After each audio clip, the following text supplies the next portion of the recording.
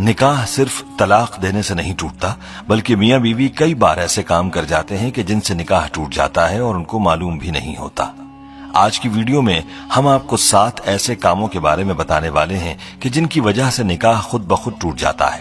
ان کاموں کے بارے میں ہر شادی شدہ مرد اور عورت کو معلوم ہونا چاہیے تاکہ وہ ان کاموں سے دور رہ کر اپنے نکاح کو محفوظ رکھ سکیں۔ یہ کام ایسے ہیں کہ جن کی وجہ سے طلاق دیے بغیر ہی نکاح ٹوٹ جاتا ہے، اس لیے ہر شادی شدہ مرد اور عورت کو ان کاموں کے بارے میں معلوم ہونا چاہیے، کیونکہ ان کاموں سے میاں بیوی کا رشتہ ختم ہو جاتا ہے اور وہ ایک دوسرے کے لیے ایسے ہی حرام ہو جاتے ہیں جیسے طلاق دینے سے۔ یہ ویڈیو ہر شادی شدہ مرد عورت کے لیے بہت ہی خاص ہے، لہٰذا اس ویڈیو کو آخر تک ضرور دیکھیے گا۔ ویڈیو میں آگے بڑھنے سے پہلے آپ سے گزارش ہے کہ اگر آپ نے ہمارا چینل سبسکرائب نہیں کیا ہوا تو ابھی ہمارے چینل کو سبسکرائب کریں اور ساتھ موجود بیل آئیکن کو بھی کلک کریں تاکہ ہماری آئندہ ویڈیوز کا نوٹیفیکیشن آپ کو ملتا رہے۔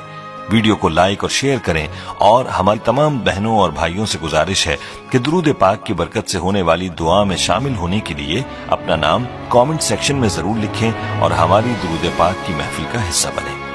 دوستو، میاں بیوی کو چاہیے کہ ان 7 کاموں سے ہمیشہ دور رہیں، کہیں ایسا نہ ہو کہ ان کا نکاح ٹوٹ جائے اور ان کو پتہ ہی نہ چلے اور وہ ایک دوسرے کے لیے حرام ہو جائے۔ یاد رہے کہ نکاح اللہ کا حکم اور نبی پاک صلی اللہ علیہ وآلہ وسلم کی اہم سنت ہے۔ نکاح کی اہمیت پر بھی ہم بات کریں گے، لیکن پہلے آپ کو ان 7 کاموں کے بارے میں بتاتے ہیں کہ جن سے نکاح بغیر طلاق ہی کے ٹوٹ جاتا ہے، مطلب یہ کہ میاں بیوی کا رشتہ اپنے آپ ہی ختم ہو جاتا ہے۔ نمبر 1، خلا لینے پر۔ دوستو، جس طرح مرد کو اللہ نے یہ حق دیا ہے کہ وہ عورت کو طلاق دے سکتا ہے، تو اسی طرح سے عورت کے پاس بھی یہ حق ہوتا ہے کہ اگر وہ کسی وجہ سے اپنے شوہر کے ساتھ نہ رہنا چاہے تو وہ خلا لے سکتی ہے۔ اس مقصد کے لیے وہ وقت کے قاضی یا عدالت کے ہاں اپنا کیس پیش کرے گی اور قاضی اس بات کا فیصلہ کرے گا کہ خلا حق بجانب ہے اور اس پر عمل درآمد ہو گیا ہے، تو اس کے بعد میاں بیوی ایک دوسرے پر حرام ہو جائیں گے۔ نمبر 2، ایلا۔ دوستو، اب آپ کے ذہن میں سوال ہوگا کہ یہ کیا ہے؟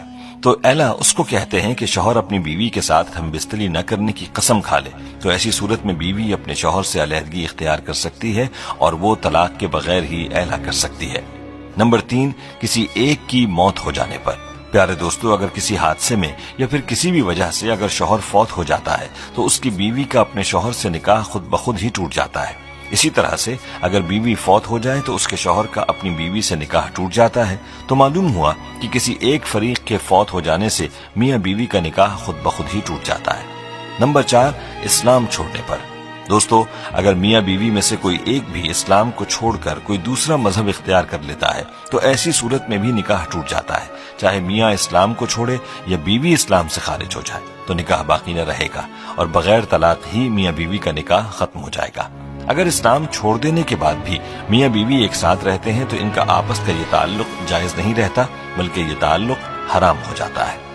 نمبر 5، کسی ایک کے لاپتہ ہونے پر۔ دوستو، اگر میاں یا بیوی میں سے کوئی ایک لاپتہ ہو جاتا ہے یا گھر چھوڑ چلا جاتا ہے اور اس کی کوئی خبر نہیں، تلاش کرنے کے بعد بھی اس کا پتہ نہیں چلتا اور کافی عرصہ گزر جاتا ہے تو ایسی صورت میں بھی نکاح ٹوٹ جاتا ہے۔ اب سوال یہ ہے کہ یہ کتنا عرصہ ہے؟ تو ایک روایت میں 3 سال کا ذکر ملتا ہے، یعنی میاں یا بیوی کے لاپتہ ہونے کے بعد 3 سال کا عرصہ گزر گیا اور کچھ پتہ نہ چلا تو نکاح خود بخود ہی ٹوٹ جائے گا۔ ایسی صورت میں میاں بیوی چاہیں تو کسی دوسرے کے ساتھ نکاح کر سکتے ہیں۔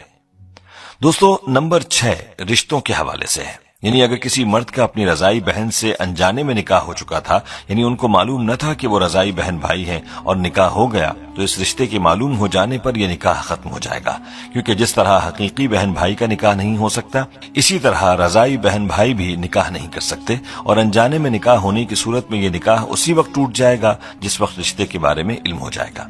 دوستو، نمبر 7 بھی رشتوں کے حوالے سے ہے۔ یہ بات انتہائی غور طلب ہے جو والدین اور اولاد کے رشتوں کے حوالے سے ہے۔ دوستو، اگر بیٹا یا بیٹی 9 سال کی عمر کو پہنچ جائیں تو ماں باپ کو چاہیے کہ وہ ان کو اپنے پاس نہ سلائیں، یعنی باپ بیٹی کو اپنے پاس نہ سلائے جب وہ 9 سال کی ہو جائے اور ماں اپنے بیٹے کو اپنے پاس نہ سلائے جب وہ 9 سال کا ہو جائے، بلکہ ان کے ساتھ پیار کرنے میں بھی احتیاط کریں اور ان کے جسم کو اپنے جسم سے دور رکھیں، کیونکہ اگر باپ اور بیٹی کے قریب ہونے سے باپ کی شہوت یا بیٹی کی شہوت جاگ گئی تو میاں بیوی کا رشتہ ٹوٹ جائے گا۔ اور یہی صورت ماں اور بیٹے کی ہے کہ اگر ماں اور بیٹا ایک دوسرے کے قریب ہوئے اور ان کی شہوت جاگ گئی تو بھی نکاح ٹوٹ جائے گا۔ اس لیے چاہیے کہ اس حوالے سے بہت احتیاط کی جائے۔ باپ کو چاہیے کہ وہ بیٹی کو پیار کرنا چاہے تو اس کے سر پر ہاتھ پھیرے اور بوسہ بھی سر پر دے، جسم کو دور رکھے، اور اسی طرح ماں بیٹے کو پیار کرتے وقت بھی احتیاط کرے، اپنے بدن کو دور رکھ کر بیٹے کو پیار کرے۔ دوستو، یہ وہ 7 کام تھے کہ جن کی وجہ سے بغیر طلاق ہی نکاح ٹوٹ جاتا ہے۔ اس لیے میاں بیوی کو چاہیے کہ ان کاموں سے دور رہیں، ورنہ ان کا نکاح ٹوٹ جائے گا اور وہ ایک دوسرے کے لیے حرام ہو جائیں گے۔ پیارے دوستو، یہاں ہمیں اپنے بارے میں خود ہی سوچ لینا چاہیے کہ کیا ہم ان کاموں میں سے کسی کے مرتکب تو نہیں ہوئے، اور اس حوالے سے مزید تفصیلات کے لیے ہمیں چاہیے کہ مفتی حضرات سے پوچھ لیں۔ دوستو، نکاح کی اسلام میں بڑی اہمیت ہے۔ یاد رہے کہ ہمارے پیارے آقا حضور اقدس صلی اللہ علیہ وآلہ وسلم نے نکاح کو اپنی سنت قرار دیا ہے۔ ارشاد نبوی ہے، النکاح من سنتی، نکاح کرنا میری سنت ہے۔ حضور اقدس صلی اللہ علیہ وآلہ وسلم نے نکاح کو آدھا ایمان بھی قرار دیا ہے۔ جو کوئی نکاح کرتا ہے تو وہ آدھا ایمان مکمل کر لیتا ہے اور باقی آدھے دین میں اللہ سے ڈرتا رہے۔ مذکورہ احادیث سے نکاح کی اہمیت کے بارے میں واضح ہوتا ہے کہ نکاح انسانی فطرت کا تقاضا بھی ہے، اور ساتھ میں ہمارے آقا صلی اللہ علیہ وآلہ وسلم کی مبارک سنت بھی ہے۔ نکاح کے لیے 2 فریقین یعنی لڑکا اور لڑکی کا ہونا لازم ہے۔ پیارے دوستو، اسلام نے نکاح سے جو فکر اعتدال اور نظریہ توازن پیش کیا ہے وہ نہایت جامع اور بے نظیر ہے۔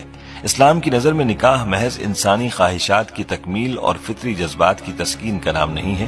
انسان کی جس طرح بہت ساری فطری ضروریات ہیں، بس اسی طرح نکاح بھی انسان کی ایک اہم فطری ضرورت ہے۔ اس لیے اسلام میں